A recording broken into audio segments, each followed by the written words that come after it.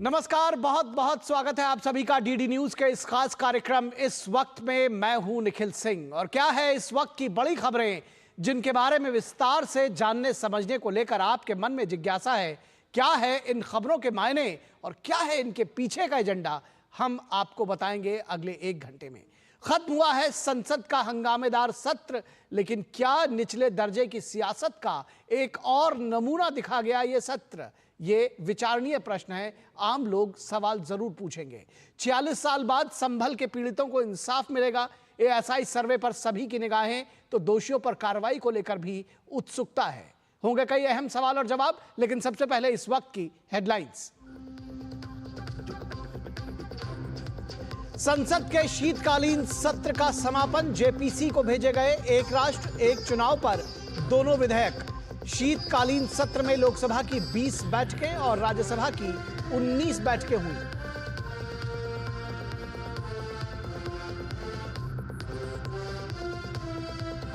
संसद भवन परिसर में धक्का मुक्की के विरोध में हंगामा, बीजेपी सांसदों का प्रेरणा स्थल पर तो विपक्ष का विजय चौक पर प्रदर्शन। भाजपा ने कहा लोकतंत्र का अपमान करना कांग्रेस के डीएनए में।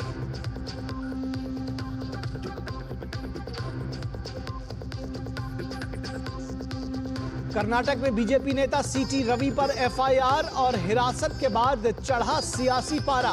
बीजेपी ने कहा कांग्रेस की बर्बरता ने दिखाई इमरजेंसी की याद। महिला मंत्री के खिलाफ अपशब्द के आरोपों को बताया झूठ।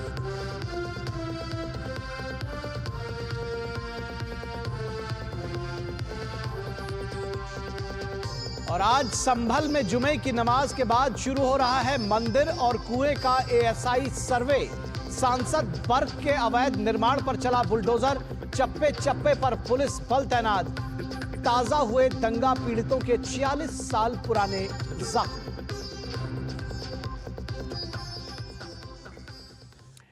तो खत्म हुआ संसद का हंगामेदार सत्र और इस सत्र को शायद बहुत लंबे समय तक याद किया जाएगा, लेकिन जो आम जनता है वो इसके जो वजह रही है उसको याद ना रखना चाहे। संसद का शीतकालीन सत्र तमाम हंगामे के बीच आज अनिश्चित काल के लिए स्थगित हो गया। सत्र के दौरान लोकसभा और राज्यसभा में एक राष्ट्र एक चुनाव पर जेपीसी के गठन को लेकर सांसदों को नामांकित किया गया। इस शीतकालीन सत्र में राज्यसभा में कामकाज की कुल उत्पादकता करीब 40% रही और पूरे सत्र के दौरान सदन 43 घंटे चला। वहीं लोकसभा की उत्पादकता 54.5% के आसपास रही। तो संसद का शीतकालीन सत्र 25 नवंबर से शुरू होकर 20 दिसंबर यानी आज तक चला। वन नेशन वन इलेक्शन पर बिल के लिए राज्यसभा और लोकसभा द्वारा जेपीसी को भेजने का प्रस्ताव पारित किया गया। अडानी, फिलिस्तीन, संभल, वक्फ, वन नेशन वन इलेक्शन, बाबा साहब जैसे मुद्दों पर चर्चा। सत्र का अंत आते आते प्रदर्शन, हंगामे, अराजकता और हिंसा में बदल गई। संविधान की 75 वर्ष की यात्रा पर विशेष चर्चा से हुई शुरुआत, अंबेडकर के मान सम्मान पर आई और फिर सांसदों की धक्का मुक्की तक पहुंच गई। धक्का मुक्की और हंगामे के चलते 2 बीजेपी सांसद घायल हो गए और उन्हें अस्पताल में भर्ती कराना पड़ा। नेता प्रतिपक्ष और कांग्रेस नेता राहुल गांधी पर आरोप है कि उन्होंने न सिर्फ इन सांसदों को जानबूझकर धक्का देकर गिराया, उन्हें चोटिल किया, बल्कि नागालैंड की एक महिला बीजेपी राज्यसभा सांसद फाग्नोन कोन्याक के साथ अभद्रता और दुर्व्यवहार भी किया। इसको लेकर बीजेपी नेताओं ने राहुल गांधी पर संसद मार्ग थाने में बीएनएस की कई धाराओं के तहत केस दर्ज कराया है, मुकदमा दर्ज कराया है, एफआईआर रजिस्टर कराई है। राहुल के खिलाफ दर्ज मुकदमे में उन पर विरोध प्रदर्शन को बाधित करने और एनडीए सांसदों को शारीरिक रूप से नुकसान पहुंचाने का आरोप है। अब सवाल है कि राहुल गांधी के खिलाफ कानूनी कार्रवाई को लेकर भी उठ रहे हैं कि गिरफ्तारी के अलावा एक बार फिर उनकी संसद की सदस्यता खतरे में पड़ सकती है। राहुल गांधी के खिलाफ एफआईआर से कांग्रेस पार्टी में संघर्ष बढ़ा है। इसे पार्टी और इंडी गठबंधन में राहुल को स्थापित करने की कोशिशों के साइड इफेक्ट्स के तौर पर देखा जा रहा है कि आखिर यह इतना हंगामा करने की वजह क्या थी। क्या राहुल गांधी को पार्टी के अंदर और इंडी गठबंधन में जो उनके नेतृत्व पर सवाल उठ रहे थे उनको इस्टेब्लिश करने के लिए यह सब किया गया? विशेष बात है कि अडानी जैसे तमाम मुद्दों पर ही नहीं, बल्कि अब धक्का मुक्की और हिंसा के मामले में भी विपक्ष कांग्रेस से दूरी बनाता हुआ दिखाई दे रहा है। इस बीच लोकसभा अध्यक्ष संसद के गेट्स पर किसी तरह के प्रदर्शन पर उन्होंने रोक लगाई। संसद परिसर में गुरुवार को हुई धक्का मुक्की और महिला सांसद के साथ हुए दुर्व्यवहार को लेकर भाजपा ने प्रदर्शन किया और कांग्रेस ने भी विजय चौक पर प्रदर्शन किया। वहीं राज्यसभा के सभापति जगदीप धनखड़ ने संसद में लगातार हो रहे हंगामे और कार्यवाही बाधित होने पर चिंता जताई और सभी पक्षों के सदस्यों से इस पर आत्मचिंतन करने को कहा। सभापति ने कहा कि आत्मचिंतन की जरूरत है कि आखिर ये हो क्या रहा है। उन्होंने कहा कि दुनिया हमारे लोकतंत्र को देख रही है, फिर भी हम अपने आचरण से अपने नागरिकों को निराश कर देते हैं। ये संसदीय व्यवधान जनता के विश्वास और उनकी अपेक्षाओं का मजाक उड़ाते हैं। तो जनता की अपेक्षाओं का मजाक उड़ाते हैं ये व्यवधान, और ये जो हिंसा होती है निश्चित तौर पर आम जनता को निराश करते हैं। तो हमारे नेताओं को भी इससे सबक लेने की जरूरत है। कांग्रेस नेता प्रियंका गांधी का कहना है कि भाजपा ने बिना तथ्यों के राहुल गांधी पर एफआईआर दर्ज करा दी है। एकदम झूठी बातें, झूठा एफआईआर। राहुल जी कभी किसी को पुश नहीं करेंगे। मैं उनकी बहन हूँ, इतने सालों से मैं जानती हूँ, कभी इस तरह की हरकत कभी कर ही नहीं सकते। और फ्रैंकली देश भी जानता है, देश देख रहा है कितने डेस्परेट हो गए हैं ये लोग कि इस तरह की फालतू के एफआईआर लगा रहे हैं। ये एक बड़ी विडंबना है और आपने तमाम मुद्दों पर, तमाम अवसरों पर यह देखा होगा कि मेरा भाई, मेरा बेटा ऐसा नहीं कर सकता। ये सभी को ऐसा लगता है और कई बार जब जांच होती है, मैं केवल इसी मामले की बात नहीं कर रहा हूं, जब जांच होती तो पता चलता है कि आपका भाई, आपका बेटा, आपका रिश्तेदार उसमें शामिल था। फिलहाल जो लोग चोट खाए हैं सांसद, वो कहना है कि राहुल गांधी ने धक्का दिया था। बहरहाल भाजपा सांसद सुधांशु त्रिवेदी का कहना है कि कांग्रेस का उद्देश्य सदन के अंदर और बाहर हंगामा करना है। हम लोग मकर द्वार पे प्रदर्शन कर रहे थे और उधर से विपक्ष के लोग आए और सीधे भाजपा सांसदों और एनडीए सांसदों की भीड़ में आकर घुस गए। यदि उन्हें अंदर जाना था तो जैसे उनका परसों प्रदर्शन हो रहा था, हम लोग किनारे से अंदर जा रहे थे, वो जा सकते थे। संसद के अंदर देखिए क्या हुआ कल लोकसभा के अंदर। उससे पहले राज्यसभा में माइक तोड़े जा चुके हैं, किताब फेंकी जा चुकी है, टेबल के ऊपर नृत्य किया जा चुका है। तो सदन के अंदर या सदन के बाहर कांग्रेस का एक ही सिद्धांत है कि कोई सूरत बदलना मेरा मकसद नहीं है। मेरा मकसद है कि हर कदम पे हंगामा होना चाहिए।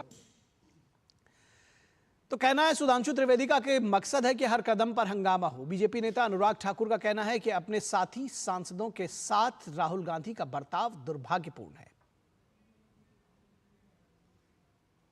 अहंकार की पराकाष्ठा। राहुल गांधी जी के जो अहंकार कल देखने को मिला और अपने साथी सांसदों के प्रति जो उनका रवैया था वो बड़ा दुर्भाग्यपूर्ण था। ये माफी लायक नहीं है। एक नेता प्रतिपक्ष क्या इस सोच के साथ जा सकता है? दूसरा, जब उनको लेके गए घायल के पास, उनका हालचाल पूछना छोड़िए, उनसे माफी मांगनी छोड़िए, अहंकार चेहरे पे नजर आ रहा था और वापस छोड़कर चले गए जैसे कुछ हुआ ही नहीं।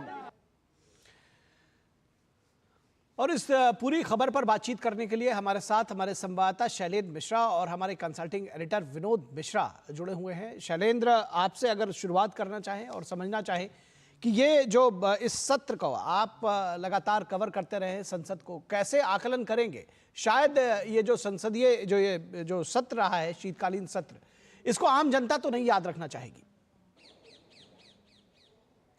देखिए, आम जनता याद नहीं रखना चाहेगी और हमें लगता है कि सत्ता पक्ष और विपक्ष भी शायद ना चाहे कि ये सत्र याद रखा जाए, उस लिहाज से कि सकारात्मक बहुत माहौल में ये सत्र खत्म नहीं हुआ है। और आज संसदीय कार्य मंत्री ने कहा भी कि वो संतुष्ट नहीं है जो कामकाज हुआ है 54% या फिर 40% राज्यसभा में। तो यानी सत्ता पक्ष कह रहा है कि वो एक बड़े विधायी एजेंडे के साथ सत्र में सामने आया था, लेकिन जिस तरह के हालात बने और विपक्ष के हंगामे के चलते जब सवाल पूछा गया तो स्पष्ट तौर पर किरण रिजिजू ने कहा कि विपक्ष का जो रवैया था उसकी वजह से संसद में ज़्यादा कामकाज नहीं हो पाया जितनी उम्मीद थी। तो निश्चित तौर पर ये उस लिहाज से उल्लेखनीय सत्र नहीं रहा है, लेकिन सरकार ये जरूर कह सकती है कि वन नेशन वन इलेक्शन का जो विधेयक है, एक देश एक चुनाव, वो सत्र के दौरान पेश हुआ, जेपीसी को भेजा गया, एक विधेयक दोनों सदनों से पारित हुआ कुछ विधेयक दोनों सदनों में रखे भी गए, उस लिहाज से जरूर थोड़ी सी उपलब्धि है। और साथ ही साथ संविधान पे जो चर्चा हुई लोकसभा और राज्यसभा में 2 दिन, वो बहुत महत्वपूर्ण था। और संविधान दिवस मनाया गया सेंट्रल हॉल में, जिसमें राष्ट्रपति का संबोधन हुआ। तो निश्चित तौर पर उल्लेखनीय कामकाज तो हुआ है, लेकिन ज्यादा कामकाज होना चाहिए था। ये जरूर उम्मीद है देश की जनता को भी, और सत्ता पक्ष भी ये उम्मीद कर रहा था, और आरोप भी लगाया कि विपक्ष की वजह से उतना कामकाज नहीं हो पाया। जी विनोद जी, ये जो धक्का मुक्की और जो हिंसा हुई, ये इस सत्र में सबसे ज्यादा चर्चा का विषय बना। अंतिम दिन गुरुवार को ये सारी चीजें हुई और आज भी सत्र चल नहीं सका। किस तरह से इसको देखते हैं कि ये दरअसल स्वतः स्फूर्त या आपस में गुस्से में ऐसा नहीं हो गया, बल्कि शायद ये प्लान था, या अंदर का जो गुस्सा था ये वो सामने निकल कर आया? और या इसको ऐसे भी देखा जा सकता है कि राहुल गांधी को जो बार बार कहा जा रहा है कि उनको इस्टेब्लिश करने के लिए, चाहे विद इन द पार्टी और चाहे विद इन द जो अपना उनका गठबंधन है, उसकी वजह से ये सारी चीजें हुई हैं? देखिए, भारत के संसदीय परंपरा और संसद की मर्यादा और संसद सदस्यों के आचरण, इन चीज़ों को अगर आप देखें तो नेता प्रतिपक्ष के रूप में अगर राहुल गांधी का ये आपने जो कल का आचरण देश ने देखा है, तो आप कह सकते हैं कि बीजेपी का ये आरोप सही है कि वो एलओपी के लायक नहीं है। ये इस सवाल इसलिए उठता है लोगों के जनमानस में कि भारत के संसदीय परंपरा और संसद की मर्यादा में इस तरह का व्यवहार और इस तरह की धक्का मुक्की तो शायद ही कभी किसी ने ये 75 साल के इस इतिहास में देखा होगा। जो कल की घटना हुई थी, राहुल गांधी का अपना एक आरोप है, बीजेपी का अपना आरोप है, ये बात अलग अलग रूपों में देख सकते हैं, लेकिन जो घायल हुए सांसद हैं वो इसकी सच में गवाही दे रहा।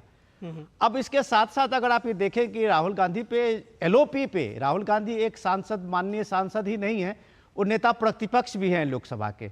इस मर्यादा को और इस चीज़ों को हमें गंभीरता से समझना होगा कि ये एलओपी पे 6 धाराओं में जो बीएनएस की तरफ से केस लगे हैं और उस पे जो चार्जेज हैं जो आप अपनी रिपोर्ट में बता रहे थे, ठीक है, ये मामला सुप्रीम कोर्ट ने भी अपने डिसीजन में कई बार कहा है कि जिन धाराओं में 7 साल से ज्यादा की सजा नहीं होती है तो उनकी गिरफ्तारी नहीं होगी।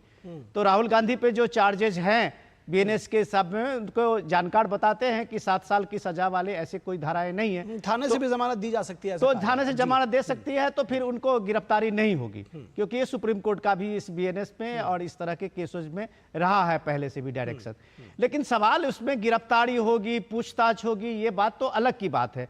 लेकिन एक संसद के, आप लोकसभा के प्रतिपक्ष के नेता के रूप में जो उनकी भूमिका रही है लगातार इस विंटर सेशन में, वो देश के लोगों को समझने के लायक है कि पूरा विंटर सेशन में उन्होंने जिस तरह से एक इवेंट मैनेजमेंट हुआ, कांग्रेस पार्टी ने हर दिन एक इवेंट लेके उसी अब जो आप गेट कहते हैं, उसी गेट के सामने में जो प्रदर्शन करके एक तरह से पूरे संसद की उस गरिमा और परंपरा से अलग एक रुख बनाने की कोशिश की थी। ये बात संसदीय परंपरा और एक एलओपी के आचरण के हिसाब से आप कहें तो ये मेल खाता हुआ कभी नहीं दिखा। ये विंटर सेशन में खास तौर से याद किया जाएगा निश्चित तौर पर। और फिर मैं इसी के साथ इस चर्चा का अंत करना चाहूंगा कि आम जनता शायद इस व्यवहार को बिल्कुल याद ना रखना चाहे, और वो कम से कम जी शैलेंद्र, आप कुछ बात कहना चाहते हैं? निखिल जी देखिए, इसके साथ एक आरोप और अब राहुल गांधी पर लग गया है नेता विपक्ष के तौर पर, जो उन्होंने एक एडिटेड वीडियो गृह मंत्री का राज्यसभा के भाषण के एक अंश को अपने हैंडल से जारी किया था। उसके लिए एक प्रिविलेज मोशन भी निशिकांत दुबे की तरफ से लोकसभा में दिया गया और बीजेपी सांसद की तरफ से मल्लिकार्जुन के खड़गे के खिलाफ राज्यसभा में दिया गया। तो आप नेता विपक्ष होकर भी अगर फेक नैरेटिव खड़ा करना चाहते हैं तो ये संजीदेपन पर सवाल उठाता है कि कम से कम आप तो मत कीजिए, आपकी पार्टी कर रही है वो अलग बात है, लेकिन आप एक पद पर हैं। आज हमने देखा कि बीजेपी ने दोनों सदनों में प्रिविलेज का भी नोटिस दिया इसको लेकर। निशिकांत दुबे ने लोकसभा में, सदन का सत्रावसान हो गया, सत्रावसान हो गया, इसके बाद इसको कैसे समझा जाए?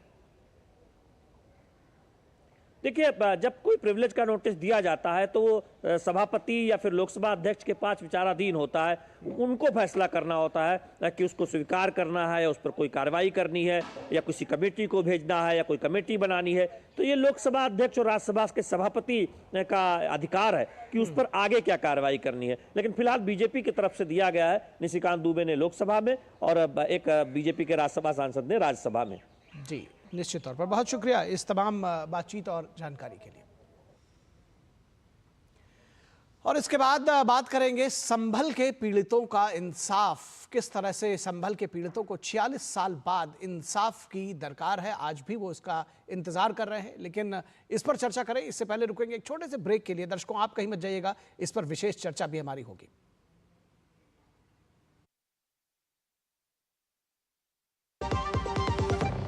आपके घर के खाने में रेस्टोरेंट जैसा स्वाद ले आए MDH का शाही पनीर मसाला। पनीर को क्या मस्त बना डाला। Sir 50,000 advance. और इतना कैश तो हम नहीं लाए। और आज बैंक भी बंद है। इलाज है डिजिटल पेमेंट का आसान सा ढूंढ। लेकिन अरे घबराइए मत, सावधानी के साथ करेंगे तो कोई साइड इफेक्ट भी नहीं होगा। फोन लाइए मुझे, यहाँ फोन लगाइए। डिजिटल पेमेंट से लेन देन हो सकता है, आसान, सुरक्षित और तेज। मैंने तो इन्हें डिजिटल पेमेंट सिखा दिया है, आपने? क्योंकि RBI कहता है कि डिजिटल पेमेंट अपनाओ, औरों को भी सिखाओ। जब धरती चीर कर निकलता है लोहे का पत्थर और मिलता है मोंगिया के जोश से, फिर तपता है, पिघलता है और बनता है फौलाद।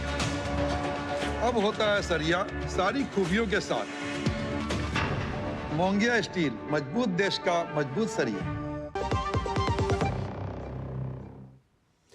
स्वागत है आपका ब्रेक के बाद। और अब बात होगी उत्तर प्रदेश के संभल की, जो इन दिनों लगातार चर्चा में है। और चर्चा इस बार हो रही है कि क्या संभल के पीड़ितों को इंसाफ मिलेगा 46 साल बाद ही सही, 5 दशकों बाद ही सही। उत्तर प्रदेश में इन दिनों संभल के जामा मस्जिद के सर्वे को लेकर चर्चा जोरों पर है। लेकिन ठीक उसी मस्जिद के सामने 46 साल बाद मिले एक प्राचीन मंदिर की कहानी एक अलग दास्तां सुनाती है।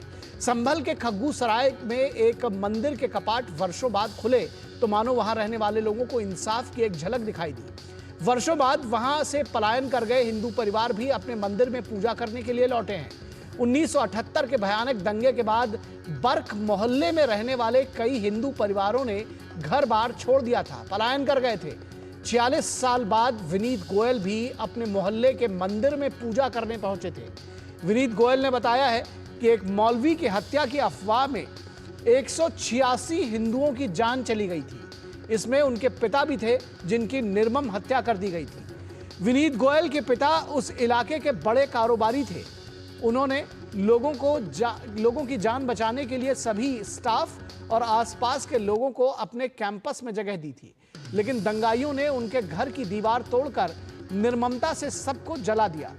गोयल के हाथ पैर काट दिए।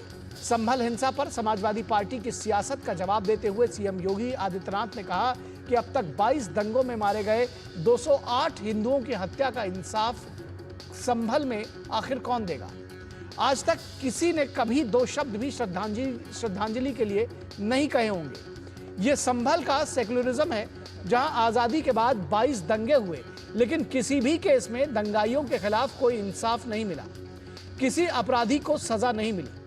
संभल के शाही मस्जिद के सर्वे को लेकर उठा विवाद सुप्रीम कोर्ट तक पहुंच गया। प्लेसेस ऑफ वर्शिप एक्ट के तहत सर्वे को गैर जरूरी बताया गया है। लेकिन इस सवाल का जवाब कौन देगा कि शाही मस्जिद के करीब एक प्राचीन मंदिर 46 वर्षों से दीवार में क्यों ढका रहा? क्या वर्षों तक सांसद रहे बर्क परिवार के सामने हिंदू आस्था के केंद्र अतिक्रमण के भेंट चढ़ गए? सर्वे के विरोध में संभल में जमकर पत्थरबाजी और उपद्रव हुआ, 5 लोगों की जान चली गई। लेकिन वोट बैंक की सियासत में समाजवादी पार्टी कांग्रेस में प्रतिस्पर्धा है कि मुस्लिम वोट की रहनुमाई आखिर कौन करे, कौन नेता इसमें बने, कौन लीडर बने और किसके पास रहेगा मुस्लिम वोट। अतिक्रमण और बिजली चोरी के आरोप की जांच करने पहुंची सरकारी अधिकारी भी जो थे, जो जांच एजेंसी भी पहुंची और जो बिजली विभाग की टीम को भारी संख्या में पुलिस बलों को अपने साथ लेकर जाना पड़ा। वर्षों से बिजली की चोरी और करोड़ों रुपए के राजस्व के नुकसान का पता सरकारों को भी था, लेकिन कभी कोई कार्रवाई नहीं हुई। ये सवाल भी उठता है। आज खग्गू सराय मोहल्ले में स्मार्ट मीटर लगाया जा रहा है, तो सांसद बर्क को बिजली चोरी के आरोप में 1,91,00,000 रुपए का बिल भी भरने को कहा गया है। लेकिन संभल के दंगा पीड़ितों को आज भी इंसाफ की दरकार है। जिस इकोसिस्टम में एक दंगे को लेकर पूरी दुनिया में हाय तौबा मच जाती है, उन बुद्धिजीवियों की नजर कभी संभल पर क्यों नहीं पड़ी? ये भी एक सवाल है और ये सवाल जरूर पूछा जाएगा।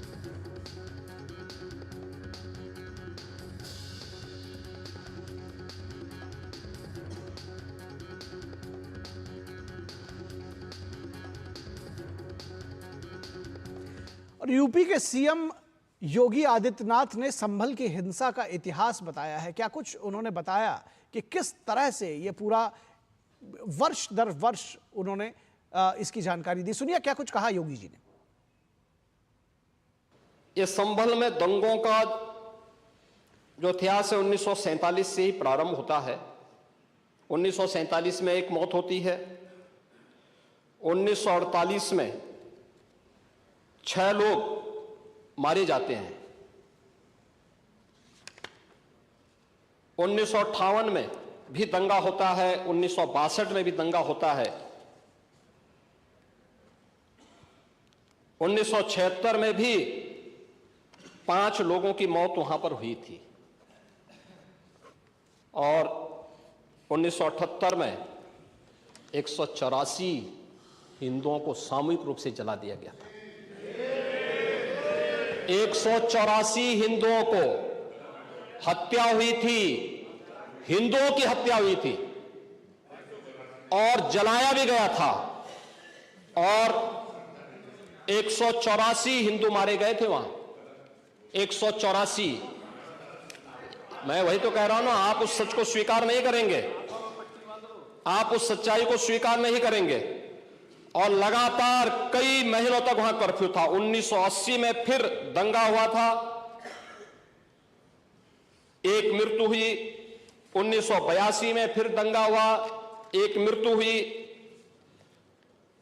1986 में 4 लोग मारे गए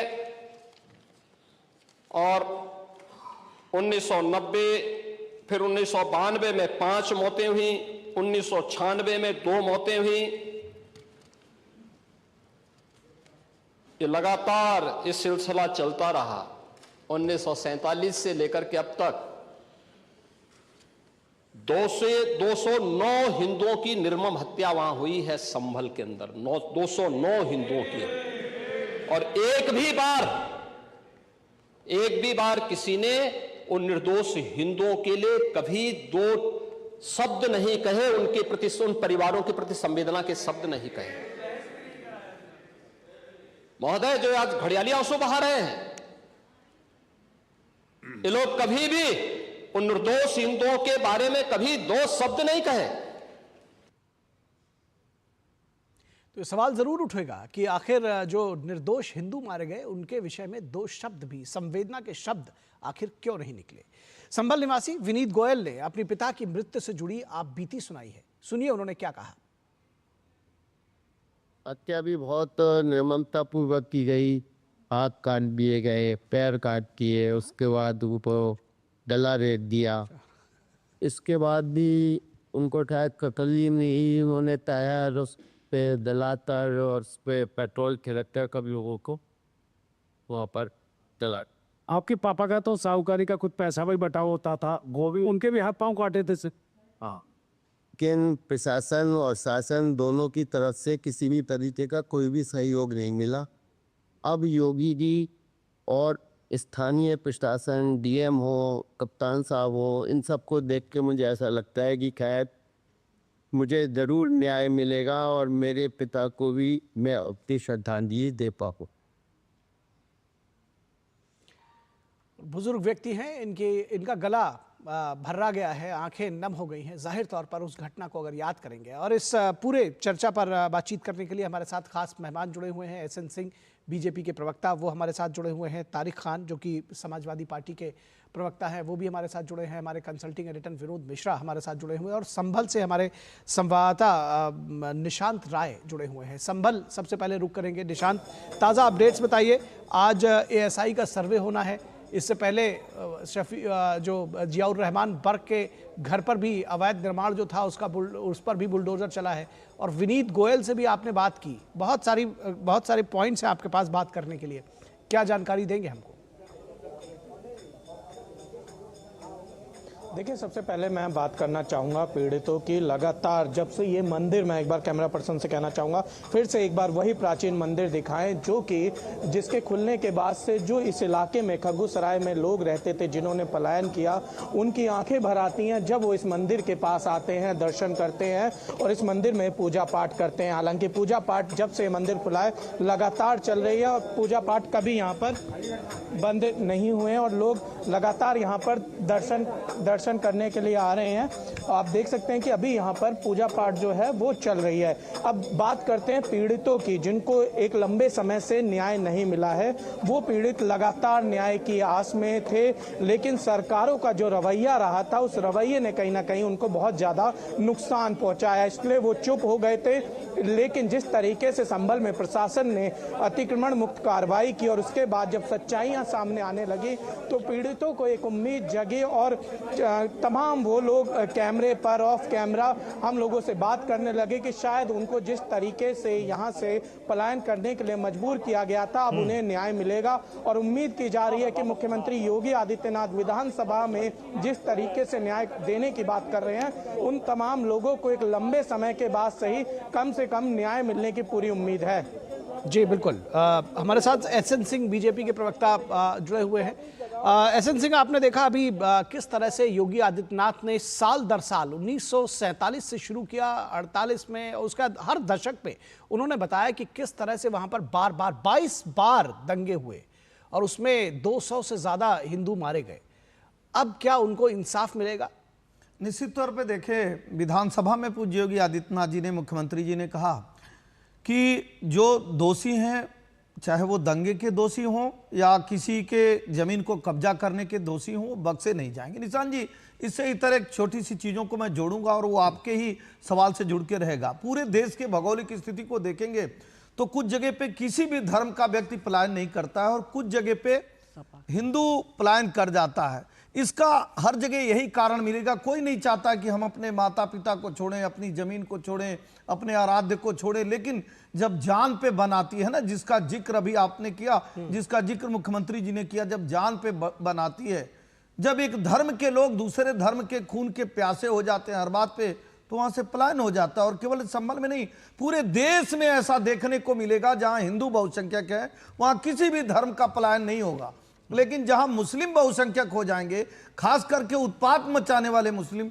तो वहां पे पलायन होगा, वहां पे हिंसा होगी, वहां पे हत्या होगी। और संभल का इतिहास तो बहुत ही खराब है। वहां तो 209 लोगों ने अपनी जान गंवाई है, अपनी जमीन को छोड़कर, अपनी जान को बचाकर वहां से चले गए। लेकिन उत्तर प्रदेश की जनता का 100 बार सर झुकाकर धन्यवाद कि उत्तर प्रदेश की जनता ने आज एक ऐसी सरकार चुनी, आज एक ऐसे मुख्यमंत्री को दोबारा चुना जो भरोसा देते हैं कि किसी के साथ अन्याय नहीं होगा और जो अन्याय करेगा, जो कानून को हाथ में लिया होगा या जो लेगा, उसके खिलाफ कार्रवाई होगी।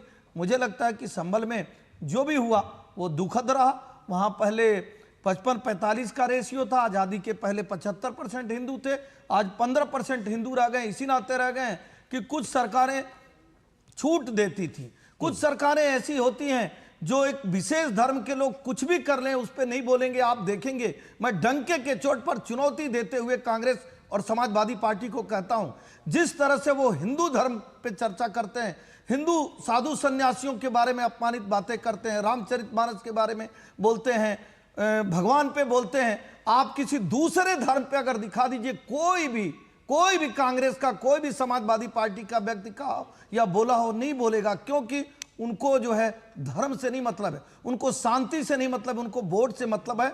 मेरा वोट देने वाला कुछ भी कर ले, वोट के बदले छूट, वोट के बदले लूट, वोट के बदले हत्या, वोट के बदले अपहरण, यही तो समाजवादी पार्टी का चरित्र रहा, यही तो और सरकारों का चरित्र रहा। नहीं तो कौन चाहता है कि अपना घर छोड़ के चले जाएं, अपने पिता और अपने परम पिता को छोड़ के चले जाएं। ठीक है। तारिक खान, ये सवाल जरूर पूछा जाएगा। अखिलेश यादव कहते हैं कि मुस्लिम्स को एक टारगेट किया जा रहा है, उनको टारगेट किया जा रहा है संभल में, लेकिन 22 बार दंगे हुए, बड़ी संख्या में 200 से ज्यादा हिंदू उसमें मारे गए, उनके बारे में एक शब्द क्यों नहीं? नहीं, अगर जाने तो पूरे देश के लोगों की जरूरी है, उनकी जिम्मेदारी भी सरकारों की होती है कि उनकी जानों को रक्षा की जाए। अब उसमें बंटवारा, मौतों का बंटवारा आप लोग करिए, हिंदू बनाइए उसको, मुसलमान बनाइए, वो बात अलग की है।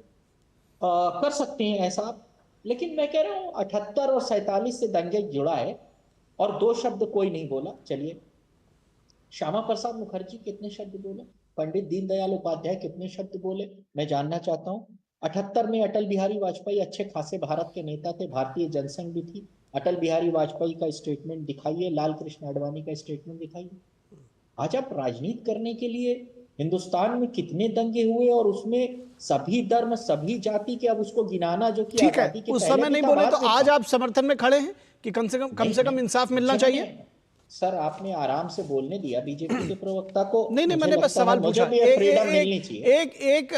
एक सवाल पूछा है। मैं एकदम इस चीज के साथ हूं कि क्या योगी आदित्यनाथ में इतनी हिम्मत है, इतना जज्बा है कि उनको इंसाफ दिलाएं, मगर अटल जी कहां थे? क्या स्पेस में रह रहे थे उस वक्त? अटल जी नहीं भारत में ही थे, आडवाणी जी भी भारत में ही थे।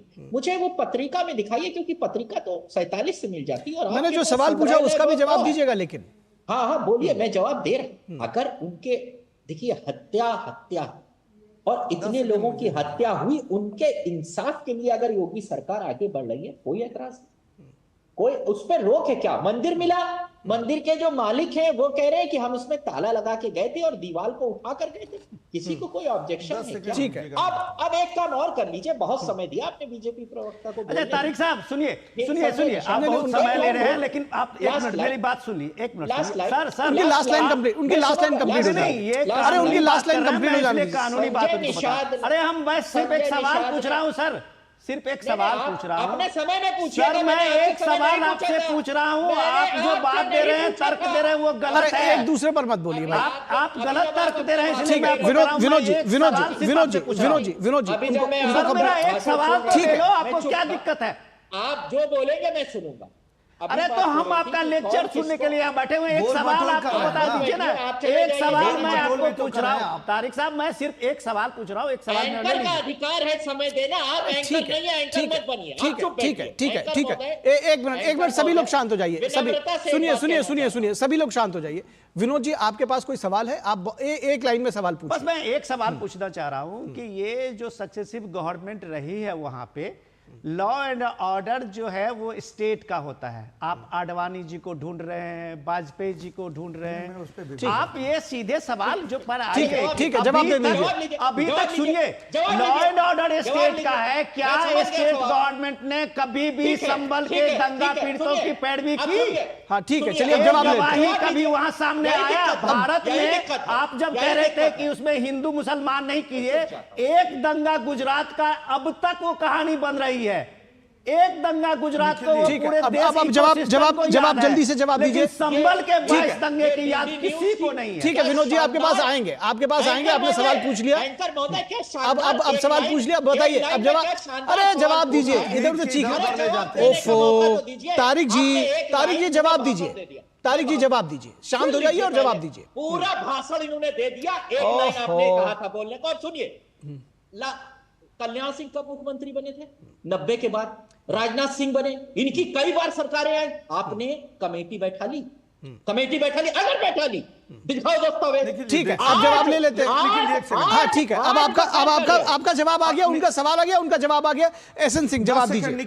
एसएन सिंह सवाल पूछे तारिक जी। हमने अपने मित्र से, तारिक भाई से 2 चीजें पूछी। हमने कहा पूरे भारत में, केवल संभल की चर्चा नहीं किया, पूरे भारत में जहां मुस्लिम संख्या ज्यादा है वहीं से लोग प्लान क्यों करते हैं? इन्होंने एक सवाल पूछा, उसका मैं जवाब देता हूं, लेकिन ये इस बात का जवाब देंगे कि वहीं से प्लान क्यों करते हैं।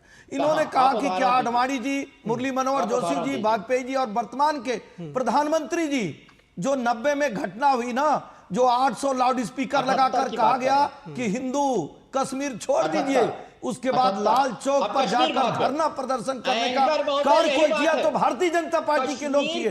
भारत का आवाज बनने का कार्य किया भारतीय जनता पार्टी के लोग किए। और आपसे सवाल पूछता हूं, आदरणीय स्वर्गीय मुलायम सिंह जी ने एक इंटरव्यू में कहा, राम भक्तों पर हम गोली नहीं चलाते, लेकिन मुसलमानों को खुश करने का इससे बेहतर तरीका नहीं था। इस नाते एक आप सेकंड। गोली चला देने मुझे का जवाब कारण देने देंगे? आप ठीक है, अपने मुझे नहीं जवाब बताते देने देंगे? आप, मुझे मैंने जवाब आपको देने दीजिए। चुनौती देते कहा मुझे जवाब पूरे देने दीजिए। समाजवादी पार्टी के किसी मुझे जवाब एक देने व्यक्ति का दीजिए। बयान बता दीजिए जिस तरह साधु सन्यासियों को चिरंजीवी अखिलेश जी कहते हैं, जवाब काशी देने में लोग दीजिए। अंतिम समय में जाते हैं, रामचरितमानस की प्रतियां जलाते हैं, निहत्थे राम भक्तों पर गोली चलाते हैं। एक कोई बयान दिखा दीजिए दूसरे धर्म के बारे में, दूसरे मजहब के बारे में, एक सिंगल बयान दिखा दीजिए। यही दर्शाता है, यही बताता है कि आप भारत के साथ नहीं खड़े हैं, सबके साथ नहीं खड़े, सिर्फ मुसलमान के साथ खड़े। आपने वाजपेयी जी का जिक्र किया, आडवाणी जी का जिक्र किया, मैं जवाब दे दिया। लेकिन आपसे दोनों सवाल पूछता हूं कि क्यों जहां पे भौगोलिक स्थिति, जहां पे जनसंख्या मुस्लिम की ज्यादा होगी वहां हिंदू प्लान कर जाएंगे, जहां हिंदू की ज्यादा होगी सभी रहेंगे। दूसरा सवाल मैंने पूछा था, दोनों का जवाब आप। ठीक है, उनका जवाब के पास है, विनोद मिश्रा के पास आएंगे। विनोद मिश्रा के पास आएंगे। विनोद जी, आपको लगता है कि ये जो सारी बात हुई है दरअसल इसके इर्द गिर्द जो है वो मुस्लिम तुष्टीकरण है, और उसके अलावा जब ये आज के समय में जब न्याय देने की कोशिश की जा रही है तो इसको भी डीरेल करने की कोशिश है? नहीं, तारिक साहब को बेहतर पता है कि ये जो संभल का ये पूरा मामला है और ये मंदिर जो सामने में आया है वो सीधे एक बिजली चोरी का मामला था। आप ये सोचिए कि एक बिजली चोरी के मामले में हुई कार्रवाई के से एक मंदिर आपको मिला है सामने में। अगर वो कार्रवाई नहीं होती तो मंदिर का आता पता भी नहीं रहता। अगर वो बिजली की कार्रवाई नहीं होती, उस चोरी की कार्रवाई नहीं होती, तो आज जो बर्क साहब सांसद है, जियाउर रहमान साहब बर्क, उनको ये 1.5 करोड़ का ये फाइन भी नहीं लगता। आप ये सोचिए कि एक संभल जो बर्क मोहल्ले के नाम से जाना जाता है, उस इलाके का आप टेरर देखिए कि उस इलाके में किस सारे बिजली की जो है चोरी हो रही थी, 1 मीटर नहीं लगा हुआ था। क्या यही प्रशासन था जो 1 मीटर लगाने के लिए, अगर उस संभल में आप सोचिए योगी जी को वहां कमांडो फोर्स और पूरे तैनाती सैकड़ों फोर्स के साथ वहां एसएसपी, डीएम सारे खड़े हैं 1 मीटर लगाने के लिए, उस संभल की आप कल्पना कीजिए कैसे रहा होगा। और उस संभल की कल्पना कीजिए कि कौन कोर्ट में उस पीड़ित के लिए गवाही देने गया होगा। ये स्थिति आपने पैदा किया है स्टेट विद इन स्टेट का। ये कह रहे हैं आपको ये तारिक साहब, इस सेकुलरिज्म के अलग अलग चश्मे मत पहनिए। इस देश की जो भाव है, इस देश का जो समभाव है, उसका आदर कीजिए। जो संभल में सिर्फ एक सर्वे की चर्चा हुई और पत्थरबाजी शुरू हुई, इसका जवाब कौन देगा, ये सवाल है। और एक सवाल और भी मैं जोड़ देता हूं, कांग्रेस का बयान आता है, समाजवादी पार्टी का बयान आता है, दोनों लोग कहते हैं वहां खुदाई के लिए गए थे। मतलब एक धर्म के अगर मस्जिद की खुदाई की चर्चा हो जाए तो वहां गोली चल जाएगा, पत्थर चल जाएगा, लेकिन दूसरे धर्म का वहां हनुमान जी की मूर्ति मिल जाए, उस पर एक शब्द बोले हो। ठीक है, एसएन सिंह जी रोकना चाहूंगा आपको, एसएन सिंह जी रोकना चाहूंगा। तारिक खान, आप भी थोड़ा धीरज के साथ बने रहिए। बार बार निशांत कुछ कहने की कोशिश कर रहे हैं, ग्राउंड जीरो से जुड़े हुए हैं। निशांत, आप कुछ कहना चाह रहे हैं? कोई अपडेट है आपके पास निशांत? देखिए, इस समय की बड़ी खबर यह है कि डीएम संभल के मुताबिक यहां पर सर्वेक्षण कर चुकी है एएसआई की टीम। 4 सदस्यीय टीम आई थी, उसने संभल के 5 तीर्थ और 19 कूपों का जो है निरीक्षण किया था। जो 5 तीर्थ है उनके नाम है भद्र काक्षम, स्वर्गदीप, चक्रपाणी, प्राचीन तीर्थ, शमशान मंदिर, और इसके अलावा 19 कूपों का निरीक्षण किया था। दरअसल टीम ने डीएम से अपील की थी कि जब वो यहाँ पर आए तो मीडिया ना रहे, इसलिए सुबह के ही समय यहाँ पर निरीक्षण कर दिया गया है। अब जिला प्रशासन के द्वारा इस बात को बताया गया है। इस मंदिर का निरीक्षण किया जा चुका है, यहाँ से टीम इसका निरीक्षण करके जा चुकी है। और आपको मैं दिखलाना चाहूंगा, इस कूप का भी निरीक्षण किया गया है। जो कूप आप देख रहे हैं, इंच टेप से यहाँ पर बारीकी से निरीक्षण किया गया है। अब कार्बन डेटिंग होने के बाद ये तय हो पाएगा कि ये मंदिर, ये कूप आखिर कितना पुराना है। एसआई की टीम आपको भी रोकना चाहेंगे, जा चुकी है। आपको रोकना चाहेंगे। एक ताज़ा अपडेट आ रही है, एमईए की प्रेस कॉन्फ्रेंस के लिए जाएंगे हमारे एमईए के प्रवक्ता रणदीप जायसवाल प्रेस कॉन्फ्रेंस कर रहे हैं। Soumya, Soumya, she is in the division and looks after several countries including Kuwait. So with that I invite Secretary Sir to make his opening remarks and thereafter we'll have questions. Over to you, sir. Thank you, Randir. Good afternoon to all of you. It's a great pleasure to meet you all today to brief you about the upcoming visit of the Honorable Prime Minister to Kuwait. Friends, Honorable Prime Minister Shri Narendra Modi will undertake a visit to Kuwait on 21st and 22nd December 2024 at the invitation of the Amir of the State of Kuwait, His Highness Sheikh Mashal Al Ahmed Al Jabbar Al Sabah.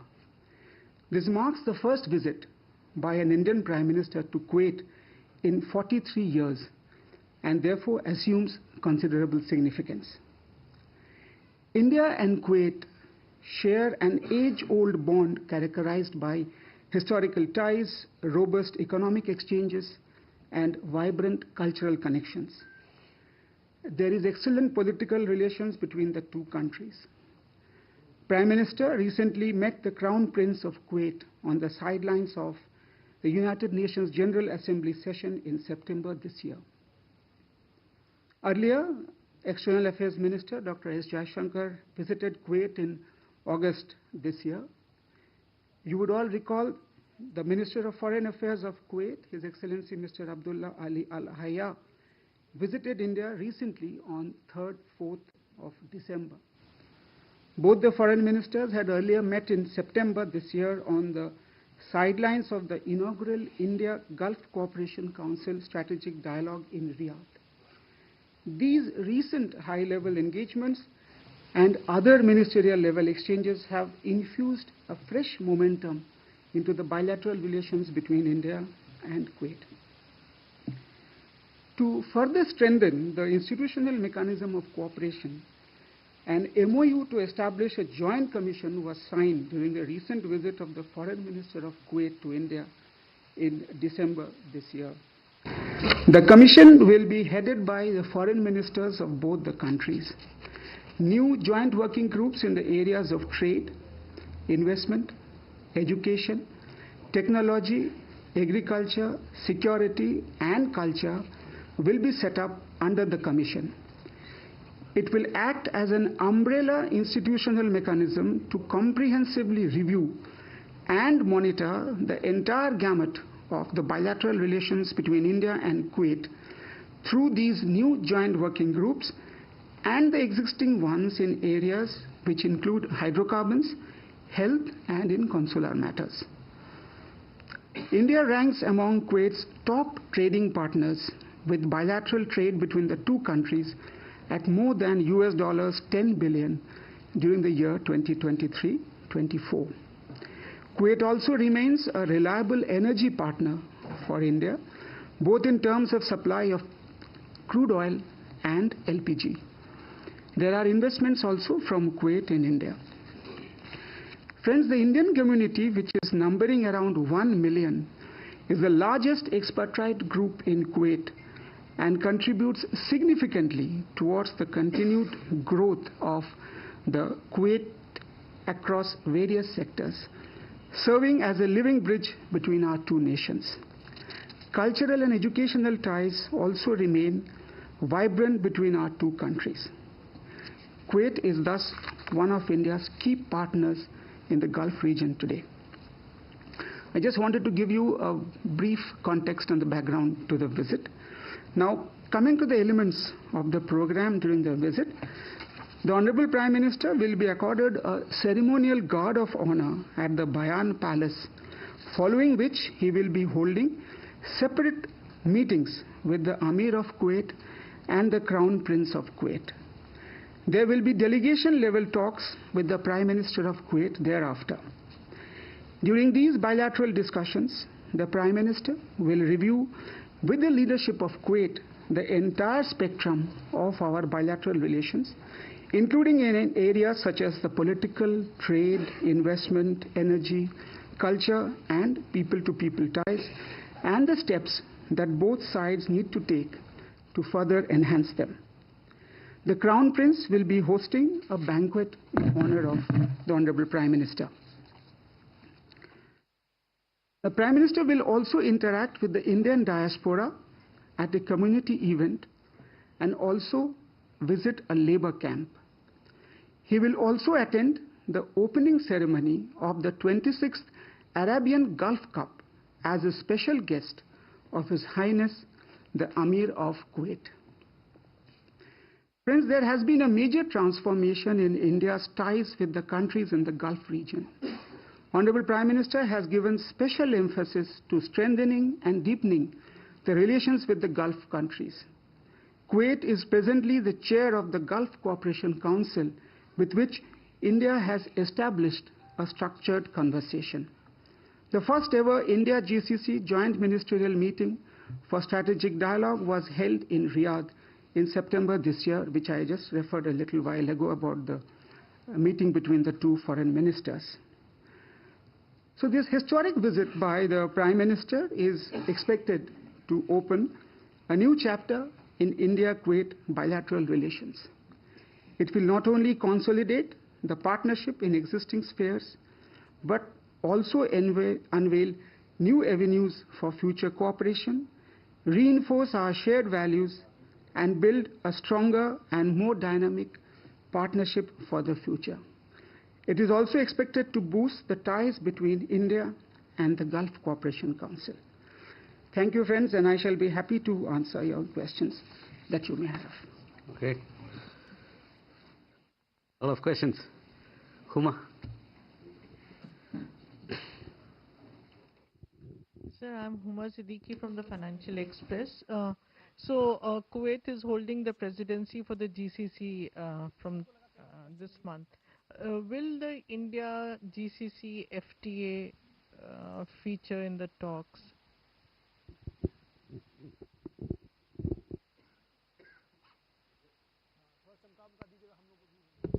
So Divya from Indian Express. Earlier this year, there was a fire tragedy in Kuwait where many Indians lost their lives. So the Prime Minister is visiting a labor camp. Is there a concern about the condition of Indians living there, or is there anything that is being taken forward on that? So similar question as Divya ma'am asked. How much is the concern for the kafala system in Kuwait that has been a concern for the Indian workers? So Keshav Padmanabhan from The Print. Two questions. One is on the bilateral investment treaty. I know that in 2018 it expired and new negotiations have opened. Will that feature during this visit? And added to that, there was also, I think, an MOU on defense cooperation that was being negotiated at some point. So will that also be something discussed during this visit? Thank you.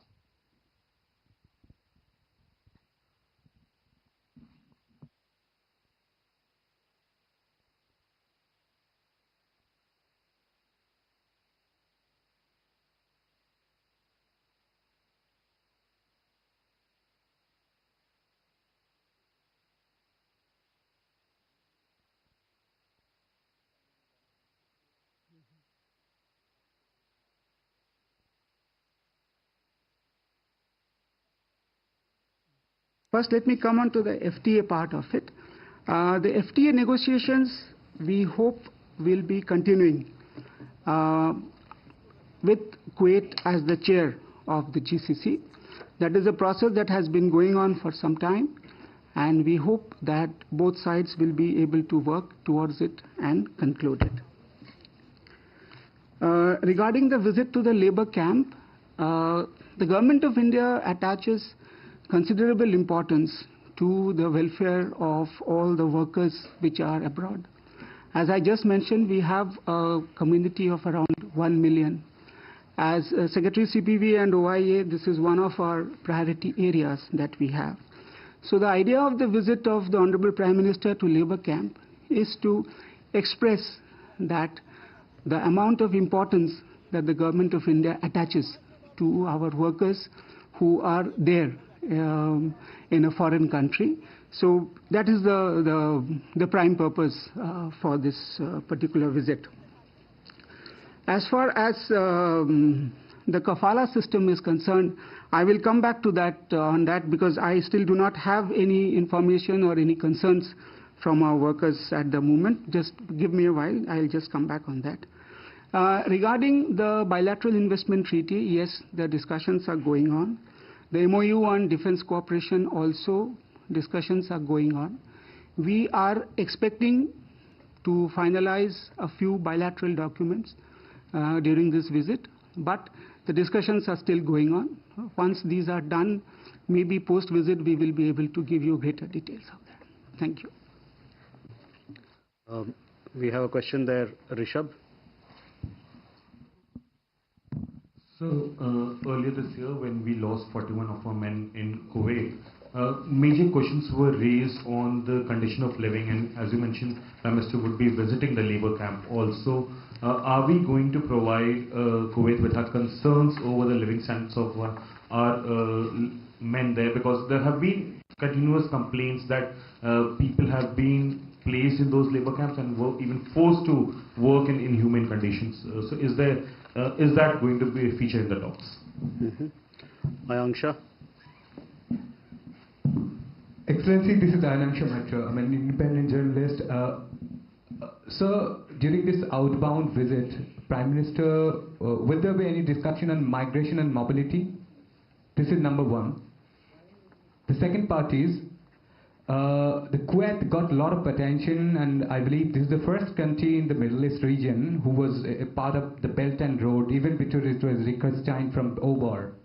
And it's Kuwait who recognized China. So what sort of the strategic thing we can expect during Prime Minister visit? Thank you. Snehesh.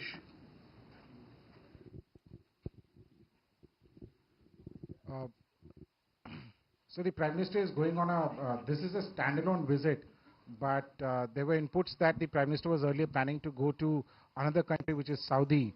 Were the dates not been able to work out? Any particular reason why the dates didn't work out, sir? Siddhant. Secretary, if you can, I'm Siddhant from CNN News 18. If you can share some more details about Prime Minister's diaspora engagement, the name of the event, and approximately how many people are expected to attend the event. Thank you.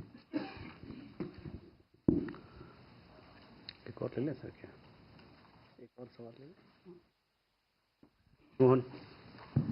Sir, Krishna Mohan Sharma from Bharat express. मेरा सवाल है कि जो हमारे मजदूर भाई वहाँ पे काम करते हैं, उनके लिए जो वहाँ पे कानून है वो उनको कहीं से भी सेफ्टी नहीं देता, और उनके पास कोई पर्टिकुलर फोरम नहीं है जहाँ पे जाके वो अपनी शिकायत कर सके और उनके शिकायत का समाधान हो सके. जी.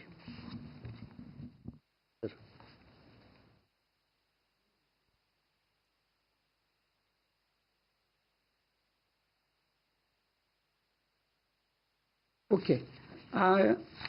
I start with the issue on migration and mobility and other labor issues. See, we have a mechanism called consular dialogue between India and several other countries. Those countries where we regularly send our workers, we have a mechanism for a labor and manpower dialogue.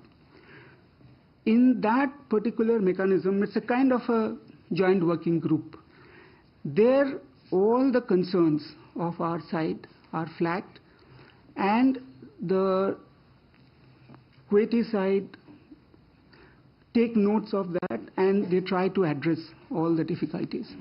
So these two mechanisms are such that we ensure that these meetings are held on a regular basis. And I'm just not talking about, in this case, Kuwait alone, but with most of the countries, this kind of a mechanism exists between India and those countries concerned.